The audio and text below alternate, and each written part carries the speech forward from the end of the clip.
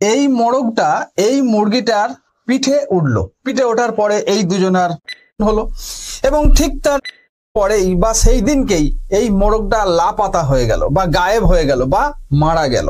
তাহলে ঠিক তারপর থেকে এই মুরগিটা যে ডিমগুলো পারবে সেই ডিমগুলো কি ফার্টিল এগ হবে অর্থাৎ বীজ ডিম হবে, নাকি ডিমগুলো বাওয়া হবে বা যাকে বলে এই ডিমটা হ্যাচিং এগ হবে না?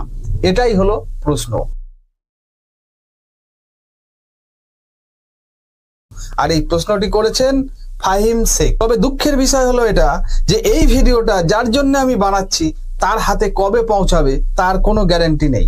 তার কারণ হয়তো উনি সাবস্ক্রাইব করেছেন কিন্তু ঘন্টাটা অন করেননি বা অলে ক্লিক করেননি, তাই হয়তো এই ভিডিওটা তার কাছে কবে পৌঁছাবে আমার কাছে এ বিষয়ে কোনো ডাটা নেই। যাই হোক, এবার ঘটনাটা শুনুন। যখন এই মোরগটা মুরগির পিঠে ওঠে তখন এই মোরগের ক্লোকা এই মুরগির ক্লোকার সাথে মিশে যায়, আর ঠিক এই মুহূর্তটাকে বলে ক্লোকাল কিস।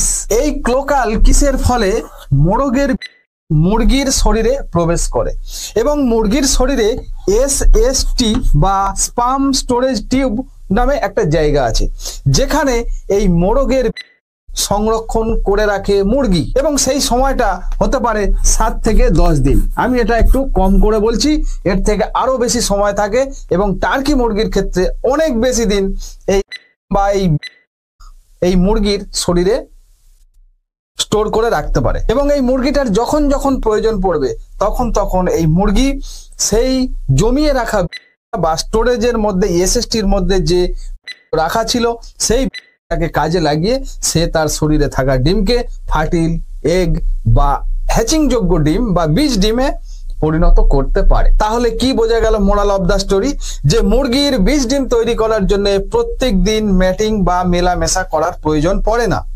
তার কারণ মুরগির শরীরে যে এসএসটি বা স্টোরেজ টিউব যেখানে আছে সেখানে এই জমা থাকে। তাহলে তো এবার আপনার মনে প্রশ্ন জাগবেই যে তাহলে আমরা 5টা পিছু 2টো মোরগ, 10টা পিছু 2টো মোরগ বা এত মোরগ রাখার প্রয়োজন কি আছে? যদি একটা মুরগি একবার মেলামেশা করলে সে যদি 7 থেকে 10 দিন যদি যে ডিমগুলো পারবে সেই ডিমগুলো যদি বীজ ডিম হয়ে যায় তাহলে আমাদের প্রত্যেকদিন মোরগের মেলামেশা করার কোনো প্রয়োজন নেই। না, একদম ঠিক কথা। প্রত্যেকদিন মোরগ মুরগির মেলামেশা করার কোনো প্রয়োজন নেই। আর একদম 2010 সালে আমি এটাকে হাতে কলমে পরীক্ষাটা করেছি, যদিও বা এ বিষয়ে সায়েন্টিফিক এভিডেন্স প্রচুর আছে। আর এই শীতের মরশুমে ব্যাক টু ব্যাক আপনি ভিডিও পাবেন, খাবারের ভিডিও, ধান চাল গম ভুট্টা এইসব নিয়ে ভিডিও পাবেন। তাই চ্যানেলটাকে লাইক সাবস্ক্রাইব করে রাখতে পারেন। আর যদি কৃমি সম্পর্কে জানতে চাইছেন তাহলে এই ভিডিওর শেষে 2টো ভিডিও পাবেন, সেই ভিডিওগুলো দেখতে পারেন। আর এই চ্যানেলটাই তৈরি হয়েছে আপনাদের প্রশ্নের উত্তর দেবার জন্য। তো ভালো থাকবেন, আজ এই পর্যন্ত, ধন্যবাদ।